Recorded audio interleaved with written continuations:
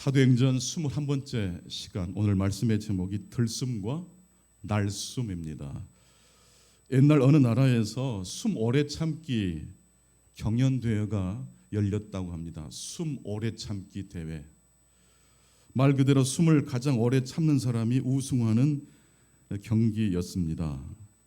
여기에 참가한 사람들을 살펴보니까 딱 두 정도로 나뉘었습니다. 열심히 훈련하고 준비한 사람이 참여를 했고, 또 한 그룹은 그냥 준비 없이 참여한 사람들로 이루어져 있었습니다. 여러분, 열심히 준비한 사람과 그냥 참가한 사람 중 어떤 사람이 우승했을까요? 어떤 사람이 우승했을까요? 준비를 많이 한 사람 중에서 우승자가 나왔을까요? 준비 없이 나온 사람들 중에 우승자가 나왔을까요? 정답은 숨이 가장 긴 사람이었습니다. 제가 말씀드렸잖아요. 숨 가장 오래 참기 대회라고. 그런데 우승한 사람을 보니까 정말로 별 준비 없이 참가한 사람이었습니다. 왜냐하면 사람의 숨 길이는 태어날 때 이미 가지고 태어납니다. 이미 정해져 있다고 합니다. 아무리 훈련을 해도 숨 길이가 늘어나지 않는다는 이야기입니다. 사람마다 고유한 자기만의 숨 길이가 있습니다. 숨이 긴 사람도 있고 숨이 짧은 사람도 있겠죠. 그런데 숨을 쉴 때만큼은 숨이 긴 사람이나 숨이 짧은 사람이나 똑같은 방식으로 숨을 쉽니다. 어떻게 숨을 쉬죠? 들숨과 날숨입니다. 숨이 길어서 물속 깊이 오랜 시간 참고 내려갔다 올라온 사람도 물 밖에 나오면 들숨과 날숨으로 숨을 쉬어야 생명을 유지하고 발전시킬 수 있습니다. 여러분, 이 들숨과 날숨은 언제부터 사람이 이 방식으로 숨을 쉬었을까요? 태초부터입니다. 저는 그래서 숨을 쉴 때마다 창세기 1장 1절 말씀이 떠올라요. 내가 적어도 누구와 숨 쉬는 방식은 똑같아요?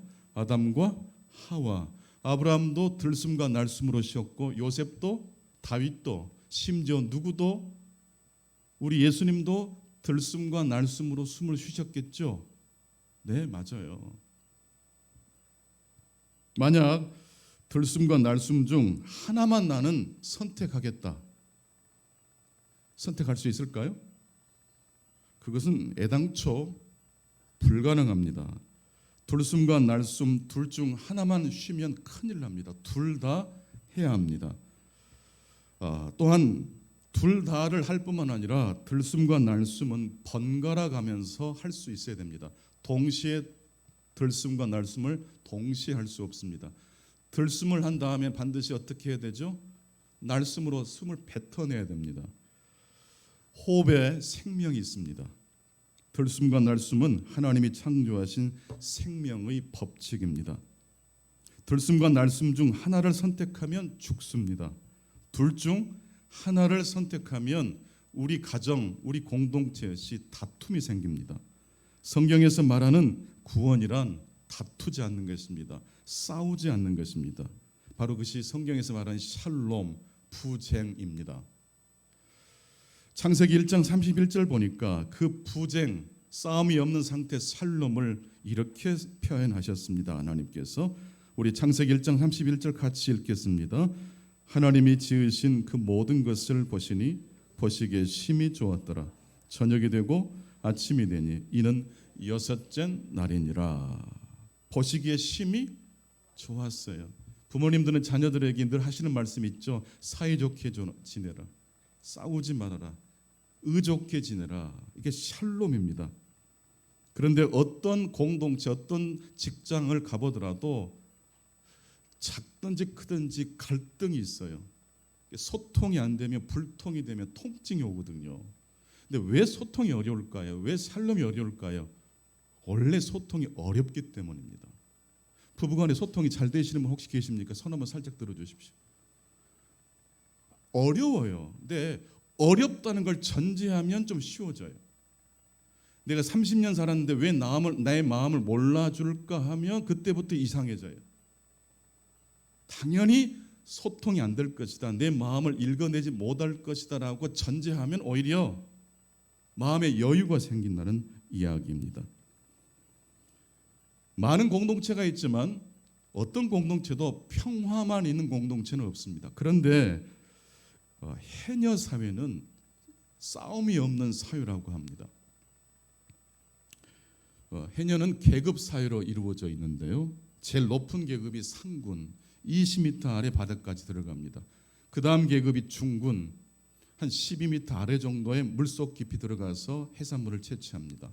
그리고 2m 아래 낮은 바다에서 헤엄을 치고 해산물을 채취하는 해녀를 가리켜서 하군, 다른 말로 똥군이라고 합니다. 상군, 주군, 하군 중에서 어떤 계층이 제일 높습니까? 상군이죠. 아무래도 깊은 바다에 가면 해산물도 많이 채취할 것이고 수입도 많을 것입니다. 그래서 하군이나 중군 해녀는 상군 해녀를 부러워합니다. 그런데 부러워할지언정 결코 질투하거나 시기하지 않습니다. 왜 그럴까요? 사람의 숨길이는 언제 만들어진다고요? 태어날 때 하나님이 정해주신 거예요. 노력한다고 연습한다고 하군이 중군되고 중군이 상군 되는 게 아니에요. 달란트 비유 역시 마찬가지예요. 하나님이 왜 한 달란트를 한 사람에게 주셨고 두 달란트를 또 다른 사람에게 주셨고 어떤 사람에게는 5달란트를 주셨겠어요? 왜 나에게 2달란트 안 주셨습니까? 하면 인생이 공고해져요. 하나님이 내게 주신 숨길이, 하나님이 내게 주신 달란트에 아멘 하실 수 있기를 축복합니다. 동시에 하나님이 내게 주지 않은 달란트 숨길이에 대해서도 아멘으로 화답하실 수 있기를 축복합니다. 대답이 잘 안 나오죠? 꼭 제가 대답을 끌어내고 싶거든요. 하나님이 주신 숨길이 달란트에 아멘 하시기를 축복합니다. 하나님이 내게 주지 않으신 숨길이 달란트에 대해서도 하나님 조금 불만 있지만 아멘으로 화답하겠습니다. 시작. 그러면 우리 인생이 꽃이 핍니다. 왜 내게 이런 은혜를 주지 않으시고 옆집 개똥에게만 주셨습니까? 라고 하면 그때부터 인생이 공고해져요. 복잡해져요. 내 이웃의 아내가 탐나지는 거예요. 내 이웃의 재산이 탐나게 보여지게 된다는 말씀입니다. 그런데 해녀 사회는 계급이 없고 질투가 없고 또 뭐가 없어요? 싸움이 없어요. 시기가 없어요. 그런데 1년에 적어도 서너 분의 해녀가 바다에서 일을 하다가 목숨을 잃는다고 합니다. 바로 물숨을 먹기 때문에 목숨을 잃습니다. 물숨, 물에서 먹는 숨. 여러분, 물에서 숨을 쉬면 어떻게 되죠? 안 되죠. 큰일 나죠. 물질을 하시고 이제 숨을 다시 뱉고 들이쉬기 위해서 물 위로 올라오는 찰나에 해녀의 눈에 시선에 이따만한 자연산 엄청 큰 전복이 눈에 보여요. 이때 물 아래로 내려가면 물숨 먹고 돌아가시는 거예요. 내려가서 채취하려는 그 욕심의 마음을 극복하고 올라오면 살아요. 근데 왜 내려가실까요? 할 수 있다는 생각을 하기 때문에 무리해서 죽어요. 왜 병이 나는지 아세요? 피곤해서 몸이 힘들면 그대로 눕는 사람은 괜찮아요. 근데 무리해서 과로해서 일을 하다가 꼭 병이 나는 거예요. 그래서 해녀들은 욕심을 버리면 바다는 친정 어머니처럼 다 내어준다라고 말을 합니다. 생명은 숨에 있습니다. 생명을 유지하고 번성하기 위해서는 들숨만 쉬어도 안 되고 날숨만 쉬어도 안 됩니다. 들숨과 날숨을 둘 다 해야 합니다. 첫 번째, 하나님께서 이 아침 주신 메시지입니다. 생명을 유지하고 번성하려면 들숨과 날숨을 모두 해야 한다는 말씀입니다. 숨을 들이마시기만 하면 이산화탄소가 몸에 가득 차서 죽습니다. 어느 순간 숨을 내쉬어줘야 됩니다. 그래서 들숨과 날숨은 우리의 생명의 원천입니다. 몸을 건강하게 유지하려면 우리 몸의 생물학적 시스템에 따라서 들숨과 날숨을 모두 해야 합니다. 하나님의 나라는 마치 이 들숨과 날숨으로 비유할 수 있을 것 같습니다. 하나님의 나라에는 들숨과 날숨이 있다고 제가 설명을 하고 싶습니다. 이것과 저것 중 하나가 아니라 이것과 저것 둘 다가 있는 나라가 어떤 나라예요? 하나님의 나라입니다. 나는 여러분의 가정이 천국이 되시기를 축원합니다. 그러려면 이것과 저것 중 하나만 집착하면 전쟁 나요. 이것과 저것 둘 다 하나님이 주신 은총으로 생각하면 그때부터 부족해도 천국이 되는 거예요. 하나님 나라에는 그러므로 이분법이 없습니다. 우리는 매 순간 공기를 호흡하는 것처럼 매 순간 문화를 호흡합니다. 알게 모르게 세상의 가치관이 우리의 생각과 가치관을 통해서 우리의 마음으로 들어옵니다. 여러분 그래서 가만히 있으면요, 기뻐지시든가요, 우울해지시든가요? 기도하지 않고 말씀 보지 않고 설교 듣지 않고 예배 드리지 않고 가만히 있으면 어떻게 되든가요? 기울어져요. 어디로? 세상으로 기울어져요. 우울해져요. 이럴 때 TV라도 켜서 연속극이라도 봐야 돼요. 음악이라도 들어야 돼요. 이왕이면 찬송가도 들으실 수 있기 바랍니다. 기독교 방송이라도 틀어놔야 돼요. 듣다 보면 들려요. 들린 말씀이 우리의 마음속에 착상이 되고 우리의 마음의 중심까지 내려갑니다. 이 시대 우리가 마시는 문화, 공기는 한마디로 말씀드리자면 이분법이에요. 그냥 이분법이 아니고 전투적인 이분법입니다. 나 살고 너 죽자. 1등만 살아남는 이 시스템, 우리 자녀들이 얼마나 힘든지 몰라요. 한 방향으로 우리 모두가 경쟁하면 그때부터 계급사회가 되고 전쟁이 나요. 유대인들은 공부 잘할 사람, 장사할 사람, 예술계로 나갈 사람 크게 세 파트로 나눠서 가요. 절대 비교하지 않아요. 하나님이 주신 달란트대로 그 결대로 살아가도록 부모가 조력해주고 협력해줘요. 오늘 사도행전 본문을 보니까 헤롯 왕이 야고보 사도를 칼로 참수시켜 죽였습니다. 그리고 예루살렘 교회의 지도자인 베드로 사도를 옥에 가두었습니다. 왜 사람을 죽이고 옥에 가두었을까요? 이 헤롯 왕이 자기가 원하는 일시적인 행복과 구원을 추구하기 위해서 유대인들에게 아부하기 위해서 유대인들이 싫어한 그리스도인들을 잡아서 옥에 가두고 죽였던 것입니다. 요한의 형제 야고보 사도가 이때 순교합니다. 그랬더니 유대인들이 기뻐했다라고 오늘 말씀하고 있어요. 여러분, 누군가를 짓밟아서 발생하는 기쁨, 영원하고 하나님이 원하시는 진정한 기쁨일까요? 누군가를 쓰러뜨리고 정복하고 난 다음에 행복, 구원, 그게 진짜 구원일까요? 헤롯 왕은 교회 중에서 몇 사람을 해하기 위해서 손을 들었습니다. 오늘 사도행전 12장 1절 보면 헤롯 왕이 손을 드니까 이 손이 얼마나 무게가 있고 권력이 있는지 몰라요. 이 손을 올리니까 이 권력이 움직이니까 순식간에 사람을 죽여요. 사람을 감옥에 가둬버려요. 헤롯 왕의 손은 힘 있는 손입니다. 그런데 오늘 사도행전 12장 23절 보면 헤롯의 마지막, 헤롯의 여정의 끝은 무엇이었습니까? 헤롯의 손보다 더 큰 하나님의 손이 올라가니까 헤롯은 그날 순식간에 죽어버리고 말았어요. 들숨과 날숨으로 유지되는 인간이 어느 순간 딱 막혀요. 멈춰요. 하나님이 치시기 전에 이미 사울왕은 이분법이라는 공기를 마시고 다른 사람을 배제하고 해친 다음에 내가 원하는 욕망을 이루는 구원을 추구하다가 죽은 거예요. 신학교 때 저는 체육대회를 하면 신학생들은 안 그럴 줄 알았어요. 축구하거나 배구하면 난리 나요. 상대편이 되기 시작하면 그때부터 전쟁이 나더라고요. 밟아라, 죽여라. 그거 깜짝 놀랐어요. 순식간에 바뀌어요. 여러분의 자녀를 위해서 기도하시면서 꼭 여러분의 자녀의 친구들을 위해서도 기도하실 수 있기 바랍니다. 이게 예방접종이에요.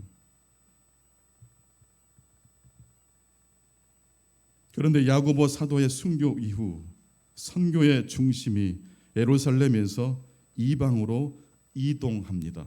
여러분, 누군가를 죽였는데, 누군가를 옥에 가뒀는데 그걸 즐거워하고 환호를 지르는 그 도시 망할까요? 망하지 않을까요? 그런 도시는 망해요. 야고보를 죽여라, 베드로를 감옥에 가둬라,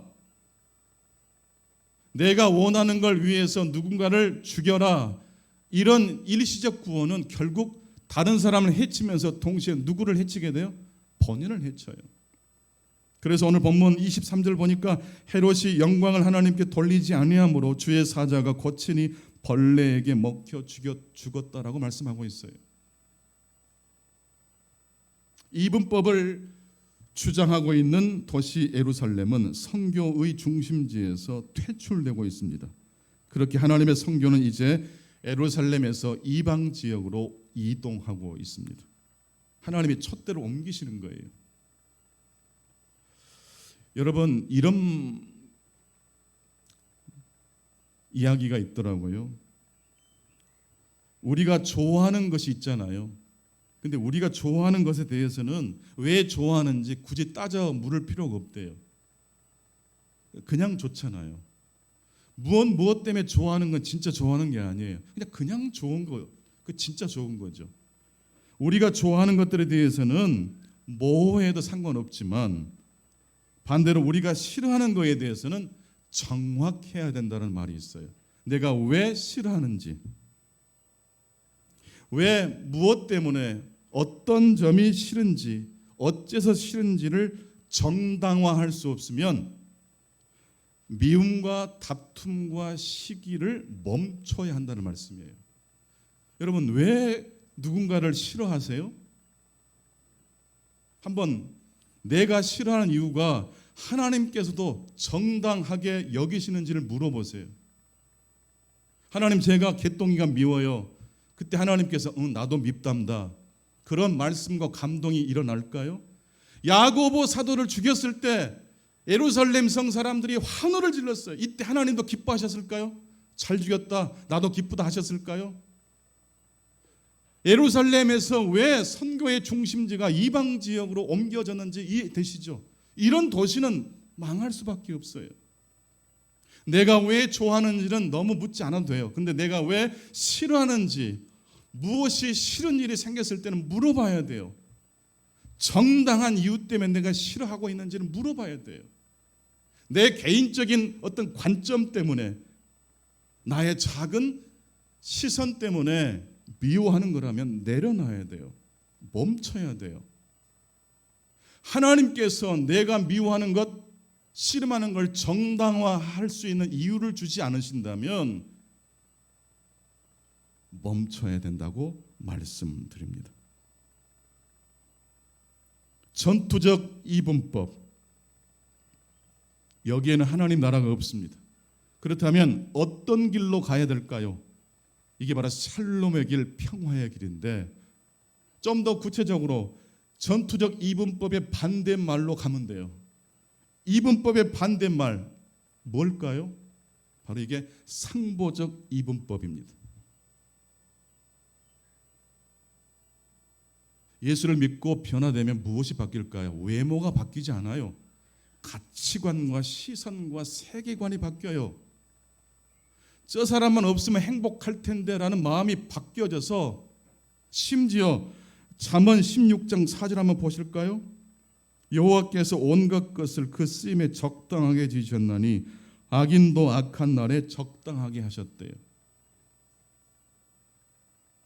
고난과 역경과 인생의 눈물 골짜기를 빨리 헤쳐나가야 될 것으로 생각하기보다도 더 큰 그림 속에 나의 행복과 나를 쓰러뜨리는 불행의 이야기를 위치시킬 수 있기를 축복합니다. 더 큰 하나님의 이야기 속에 우리의 인생이 펼쳐지고 있다는 사실을 믿음의 상상의 눈으로 바라보실 수 있기를 바랍니다. 사실 누군가를 비판하는 사람은요, 그 사람을 절대 못 이겨요. 왜 그런지 아세요? 그 사람을 진짜 이기려면요, 나다움의 길로 가야지 그 사람을 쓰러뜨린다고 이기는 게 아니에요. 하나님이 원래 나를 향한 그 계획이 있잖아요. 내게 주신 은혜를 더 개발하고 풍성한 길로 나가는 게 진짜 승리지. 그 사람을 이긴다고 승리가 아니에요. 그래서 김치 냉장고는 LG 냉장고와 삼성 김치 냉장고하고 싸웠어요? 싸우지 않았어요? 안 싸우고 이겼잖아요. 김치는 김치 냉장고가 아니라 발효 과학이다. 감사합니다. 한 주간이 지났는데 기억하고 계시네. 생명을 유지하고 번성하려면 들숨과 날숨 모두를 다 사용할 수 있어야 됩니다. 그리고 생명을 유지하고 번성하려면 두 번째로 들숨과 날숨은 번갈아 가면서 할 수 있어야 됩니다. 여러분, 들숨과 날숨을 동시에 쉴 수 있나요? 없어요. 숨을 들이마신 다음에는 우리 몸에 산소가 들어가서 우리 혈액에 세포에 산소가 공급되겠죠? 그러나 이게 계속되면 어떻게 돼요? 이산화탄소가 발생하니까 다시 숨을 내뱉어줘야 돼요. 근데 들여 마시고 뱉는 걸 동시에 못해요. 하나를 끝낸 다음에 다음 것을 할 수 있어요. 믿음의 여정 역시 마찬가지예요. 하나를 끝낸 다음에 다음 게 오는 거예요. 그래서 절망 다음에는 무엇이 올까요? 희망이 와요. 희망 다음에는 무엇이 와야 될까요? 절망이 오면 안 되잖아요. 겸손으로 나가실 수 있기를 축원합니다. 밤이 깊으면 새벽이 옵니다. 사무엘하 16장에 보면 다윗이 압살롬의 반역으로 예루살렘을 쫓기듯이 도망치듯이 벗어납니다. 이렇게 도망하는 도중에 시므이라는 베냐민 지파 사람이 다윗과 다윗의 일행을 향하여 저주를 퍼부어요. 근데 이럴 줄 알았다. 사울의 가문을 네가 망가뜨리더니 천벌받은 것이다. 악담도 이런 악담이 없어요. 저주를 퍼부어요. 이때 다윗의 오른팔 군대장군 아비새가 저 사람을 제가 단칼에 베어버리겠습니다. 어떻게 주의 종을 모욕할 수 있습니까? 라고 했더니 다윗이 그렇게 하지 말아라고 말을 합니다.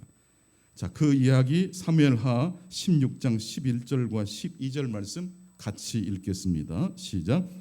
또 다윗이 아비새와 모든 신하들에게 이르되 내 몸에서 난 아들도 내 생명을 헤아리 하거든 하물며 이 베냐민 사람이랴 여호와께서 그에게 명령하신 것이니 그가 저주하게 버려두라.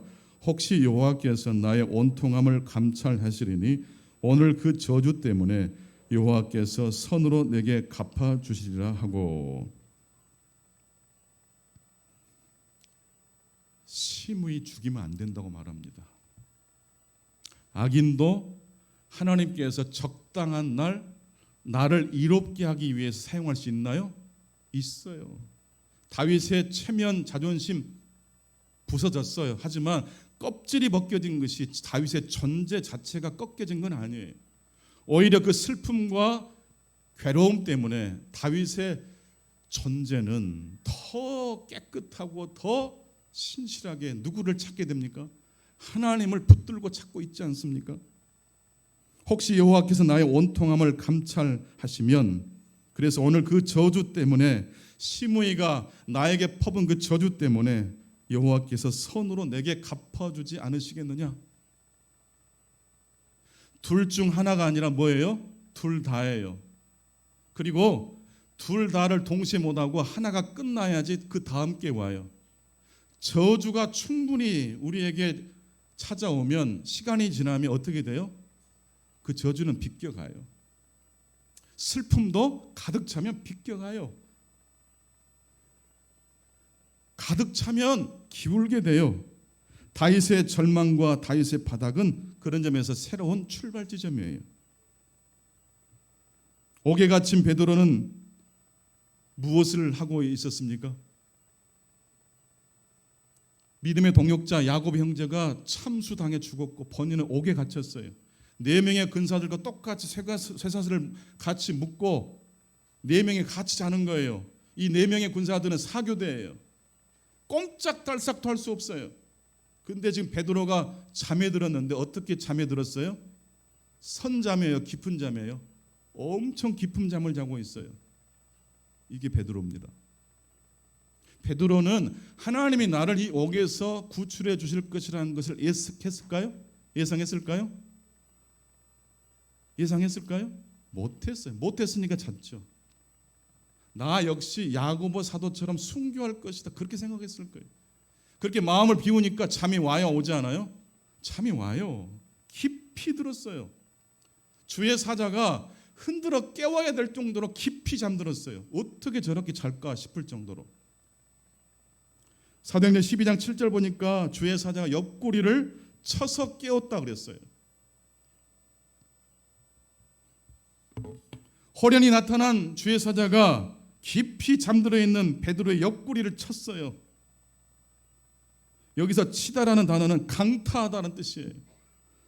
탕자의 비유에 나오는 탕자가 돼지가 먹는 쥐염 열매조차도 먹기 없게 되었을 때 현타가 와서 내 꼬라지가 이게 뭐지? 그러면서 그 바닥에서 누구를 기억해내요? 아버지를 기억해내요. 이때 돌이킨 탕자의 그 모습을 오늘 주의 사자가 베드로의 옆구리를 치다라는 단어와 탕자가 돌이킬 마음이 일어났다는 그 장면과 똑같은 단어예요. 그냥 친 게 아니에요. 그냥 맞은 게 아니에요. 각성이 일어났다는 뜻이에요. 깨달음이 왔다는 뜻이에요. 사도행전 12장 11절 보십시오. 같이 보실까요? 사도행전 12장 11절 말씀. 시작. 이에 베드로가 정신이 들어 이르되 이제야 참으로 주께서 그의 천사를 보내어 나를 헤롯의 손과 유다 백성의 모든 기대에서 벗어나게 하신 줄 알겠노라 하여. 천사가 잠들어 있는 베드로를 크게 한 방 크게 먹여서 흔들어 깨운 다음에 베드로를 데리고 나와요. 근데 보십시오. 옷도 입어라. 그렇죠? 띠도 매라. 그리고 문도 하나 둘 셋 다 통과해서 나와요.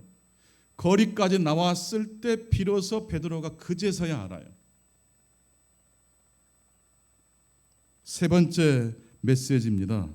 하나님이 베드로를 구원해 주실 때까지 사실 베드로는 구원을 예측하지도 못했고 실제로 천사가 베드로의 손을 잡고 감옥문에 나섰을 때도 이게 구원이라고 생각하지 않았어요.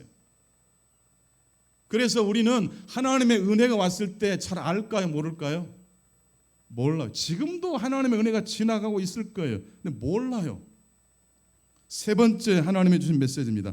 사도행전의 역사는 하나님이 앞서 가시고 교회는 언제나 허겁지겁 따라가는 역사였어요.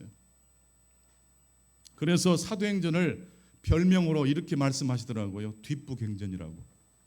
언제나 성령이 앞서 가시고 일을 하시면 사도들이 뒤따라가요. 이방인에게도 성령이 역사하는 것을 뒤늦게야 인정하잖아요. 의심하고 또 묻고 질문하다가 겨우 받아들이는 것이에요. 이게 인간이에요. 베드로가 감옥에 나와서 마가라는 요한의 어머니 마리아의 집에 갔더니 사람들이 기도하고 있었어요. 이때 기도는 누구를 위한 기도입니까? 베드로 사도가 구원되도록 기도했어요. 똑똑똑 문을 두드렸더니 로데라는 여종이 소녀가 나와가지고 베드로 사도의 목소리만 듣고 베드로 사도가 왔어요 라고 했지만 집안에 있는 믿음의 형제들이 반응이 무엇이었습니까? 웃기지 마라. 너 미친 거 아니야? 베드로 사도는 지금 감옥에 있어. 아니라니까요. 제가 분명히 베드로 사도의 음성을 들었습니다. 아니야. 베드로 사도가 아니라 그의 천사일 거야. 문이 쾅쾅쾅 계속 소리가 나니까 드디어 문을 열었더니 누가 거기에 서 있어요? 베드로 사도가 있었습니다. 여러분, 초대교회 성도들은요 하나님의 말씀을 잘 분별하고 즉각 미리미리 하나님 말씀에 순종했습니까? 총체적으로 약간 보면 늦고 더디게 깨닫고 그러지 않습니까? 이게 베드로만의 문제, 초대교회만의 문제일까요? 오늘 우리도 그렇습니까? 우리도 뒷북 행전 쓰고 있잖아요. 하나님이 앞서 가시고 다 지나간 다음에 겨우 느껴요. 그래서 신자의 여정은 직선이 아니라 유형이라고 저는 말하고 싶습니다. 신자의 여정은 직선이 아니라 U자 모양의 여정이에요.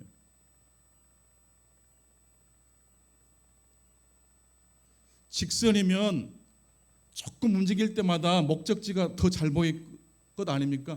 U자니까요. 출발할 때 보입니까? 안 보입니까? 쭉 가면 어디가 나오죠? 밑바닥 구덩이 나오잖아요. 출발하면 캄캄해요. 안 보여요. 가면 갈수록 더 진흙탕 속으로 내려가는 것 같아요. 그러면 언제쯤 하나님의 희망이, 하나님의 오른손이 나를 붙잡고 희망의 문으로 이끈다는 걸 언제 알아요? 이 U자 그림을 보면 밑바닥에 있을 때는 몰라요. 난 죽었구나. 한 번만 더 보여주세요. 두 번째 그림. 시작할 때는 아예 모르고, 이 그림을 자세히 보시면요, 밑바닥에 좀 검정색으로 칠해놨죠. 여기가 바로 베드로가 옥에 갇혔을 때예요. 깊은 잠에 빠졌을 때, 뭐 이제 순교하면 되지. 야고보 사도도 갔는데. 그러나 나는 절망하지 않아. 나는 하나님 안에 있으니까 순교와 부활로 나갈 거야. 깊은 잠에 빠졌어요.